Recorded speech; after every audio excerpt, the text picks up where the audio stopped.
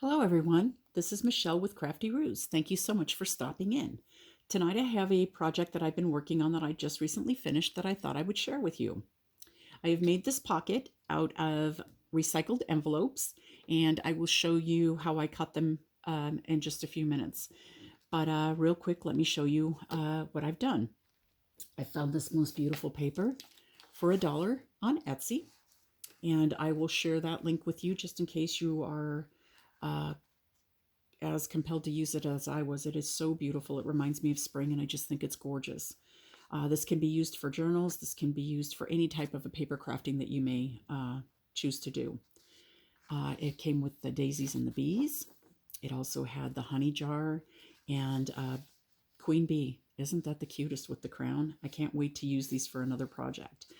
And then it has the house of honey, be happy, be amazing, just awesomeness. And you'll see that I use this, and I use this part also in my project.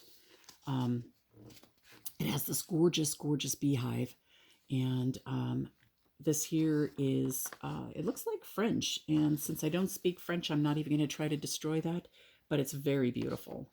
And then there is this plain honeycomb with the honey dripping down it. I used this as well in my project. And I used a piece of the daisy. It might have been the actual first one here that I used in my project, a piece of this, but I'm not sure, but I used one of the daisy papers. And then I used this as well. I just think that is so, so beautiful. And then this one I can't wait to use. And this has Beekeeping Mysteries Explained. Awesome paper. Now, mind you, you don't have to use the paper that I chose to do your project, but I just thought I'd share that with you because it is so very beautiful. Now, what I did once I put my envelopes together, I edged them. And what I used to ink around the edges was Tim Holtz Distress Inks. And the color that I chose was Gathered Twigs. And I received these from my daughter, Bia. Over the summer, she went on an amazing shopping spree for me and bought me the most amazing things, which I'll be using in different projects. So I will share them as I go along. But you just dip into the ink, and I use a finger dauber, but you can use whatever means that you do to edge your things. And then I just went around it, and it gave it that beautiful little bit of a brown edging. And I think that just added so much to this project. I really like it a lot. So thank you very much, Bia, for these wonderful Tim Holtz inks. And she bought me a set of like 60. This is not all of them. It's just what I'm using now. So I was very, very blessed to receive those. So thank you again, sweetheart. I love them. And I had added this bead dangle that I had made. I saw a bunch of crafters making these, and I just thought they were so pretty, so I decided to try making my own. I used the beautiful little rhinestones that my mother just recently gifted me with, and I had those sitting right here. Where did I put them? So that I could share them. I shared this in one of my Happy Mail videos, and my mom is aka Crafty Granny. She'll be starting her own channel sometime soon. She also, I guess this came as a kit. It also came with this tool that I've never seen before, but boy, was it fun to use when I was sitting here doing my project, because this end here, you just stick it and the little rhinestone sticks to it, and you have the ability to put it wherever you want. And it came with the beautiful colors and also just the shimmery rhinestones. So I am very grateful to have this. So thank you very much, Mom. I appreciate that. And I appreciate the beautiful bulb pins that you gave me. And then this daisy here I had in my stash. I am not sure where it came from, but I had a couple of them left, and I thought it just matched perfectly, so I went ahead and used that.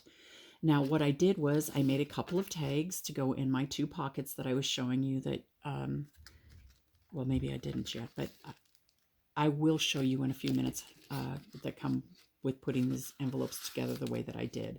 So I'll have a pocket here and a pocket here. And I made this large tag and I put it on a heavier cardstock. And you could use this tag for journaling. You could stick pictures on the back of it. You could do more journaling on the back of it. You could pretty much do whatever you'd like to do with it. And I just slid that one down here in the back. And I made a smaller one here. Same thing, heavier cardstock. I just picked the part of the paper that I thought was so pretty, and I put it on here. I finished them off with eyelets and ribbon. The brown ribbon here I received when I purchased a bunch of stuff at the Dollar Tree. They have some beautiful ribbons there for just $1. It's amazing. And then this gold and this sheer white here I received from a friend of mine, Lisa, with Lisa's Creative Corner. And I really appreciate those, Lisa, so thank you very much. The way that I made my tags was I just took a rectangular size sheet of paper that I sized up according to where, you know, the size that I would want it to be, where I was going to put it inside of this journal pocket. And I cut off one edge, flipped it over, and laid it on this side, cut that edge off so that they would be equal. And then I glued my paper down and I trimmed that up.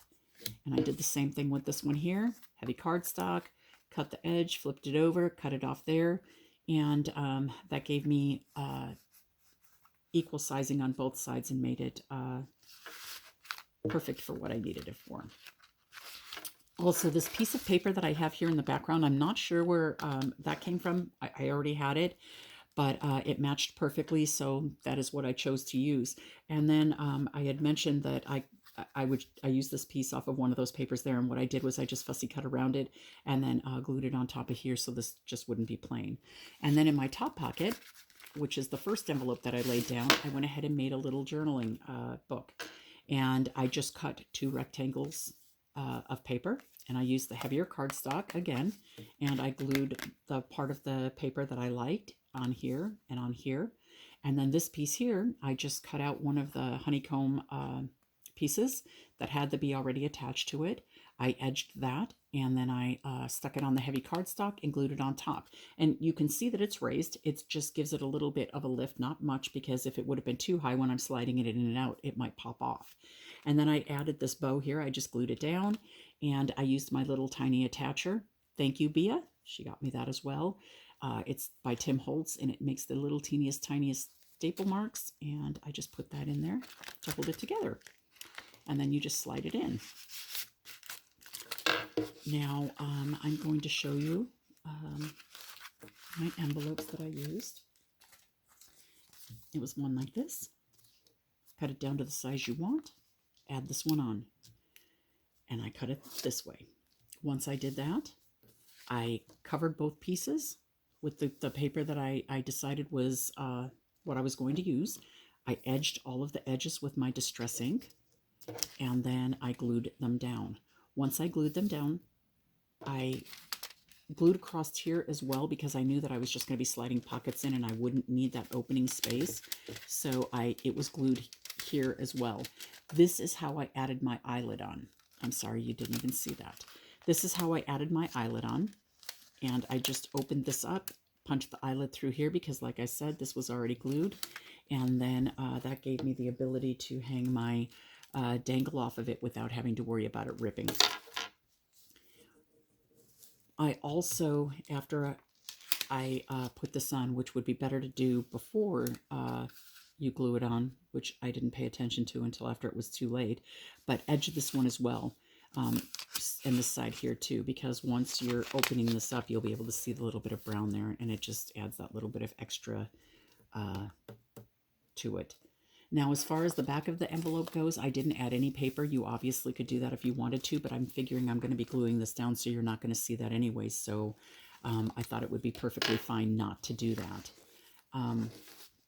That actually was all that it took for me to do that.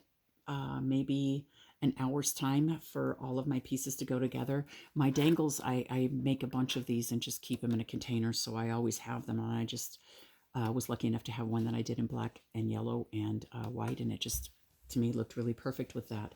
So I was really happy to have that.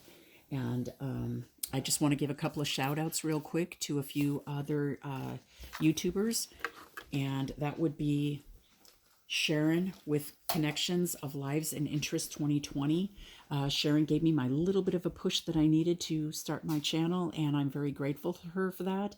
And I would love it if you went over and checked out her channel, maybe gave her a big thumbs up. And then I also would like to have you check out Lisa's Creative Corner. Lisa is the one who gifted me these most beautiful ribbons here, and she is a very, very sweet friend. I love her dearly. She does beautiful glue books, and she does a lot of different hauls, and she just finds the coolest stuff. So please go over and check Lisa out, give her a thumbs up, subscribe. And also, I'd like to give a shout out to Tina Kazarian. She is also a dear, sweet friend. I love Tina dearly as well. She does the most beautiful paper piecing. She works so well with dyes, and she just makes everything look so cute. She does gorgeous cards and beautiful crafts, and she also does different shopping hauls and shares them. Again, all three of these ladies are amazing, and if you would please show them some crafty love, check out their channel, give them a thumbs up, maybe subscribe. That would be awesome. I thank you so much for joining me here this evening. I hope you like my project. If you did, please let me know. I thank you again. If you're liking my channel, please subscribe, give me a thumbs up, and I hope to see you in my next video. Thank you.